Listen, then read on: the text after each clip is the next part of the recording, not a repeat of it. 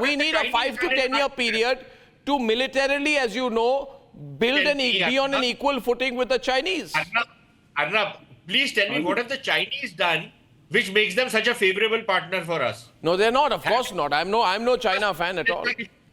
Have they not been fingering us on the Khalistan issue? No, sure. Have they been trying with Pakistan and trying to catch us in? I'm only concerned about our pace, Sushant. Okay, Tenzin wants to come in. Tenzin, yeah, you're saying something, Tenzin. See, Arnab, it is not just to look into the lens of this rivalry and conflict and all these things, right? It is about the truth. It is about the way the Tibetan aspirations are since the Chinese occupation. As Andrew has rightly pointed out, China has a consistent policy on Tibet, yes, but the consistent policy on Tibet was not on favor of Tibetan people, but rather they are serving themselves for their own security because they are insecure.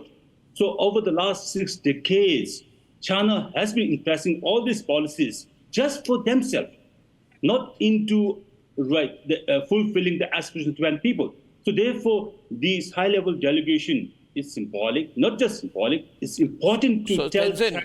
Tenzin, are you saying that? You see, are you saying that these are all fake threats by the Chinese when they say, you know, we will take up resolute measures if Biden signs the Tibet bill? Are you saying there's all smoke? There's no fire that will come out of it? No, one thing they need to do is, yes, all through the time, they remain critical of whatever we do. Whatever the Tibetans do, they remain critical all through the time, right?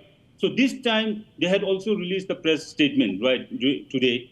The Foreign Ministry regular press statement also had this kind of, they will do the resolute some kind of actions.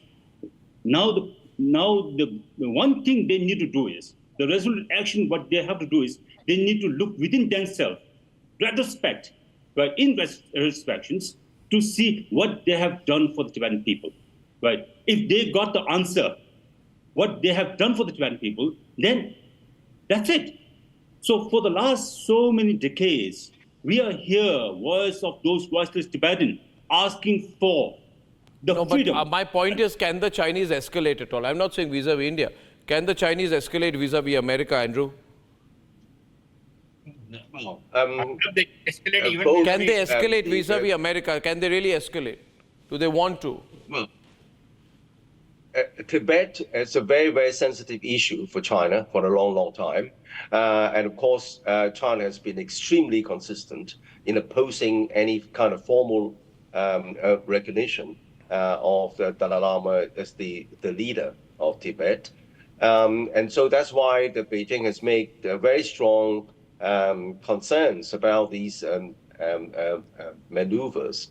And of course, if the United States passes the bill, I can bet that Beijing is going to adopt some sort of measures to really scale down the kind of contact with the United States on other fronts, because China cannot just be seen to be sitting still to allow this. But you sat still after Taiwan. Measures against you sat still in 22. To happen. You sat still in 22. Well, I mean, that's the reality of international politics.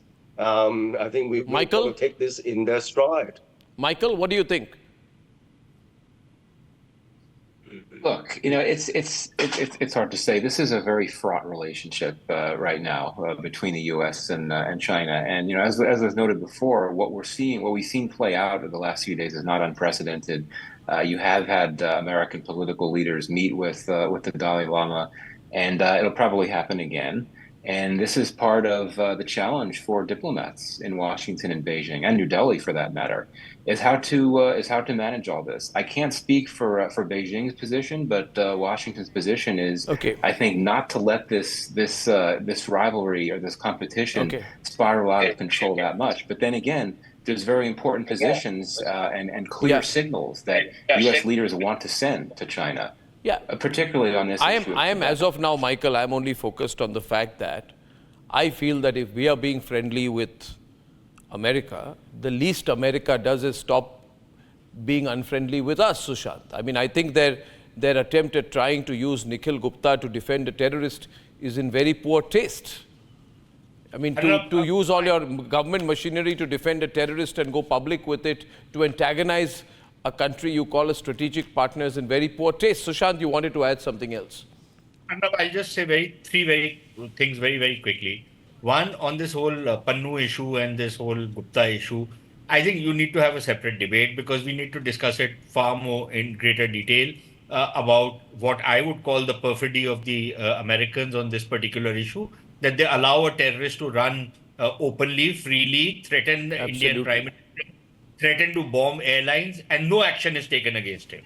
So clearly there's something wrong, and clearly there should be a pushback from India, and a major one. But on the China question, Arnab, very quickly, you talk about, isn't it provocative for the Chinese? Look, the Chinese track record has been that old parable of, that wolf and that little lamb, that the wolf says that, look, even if the water is coming from above, you must have drunk the water even though you're downstream, and so I'm going to kill you. That is the Chinese position.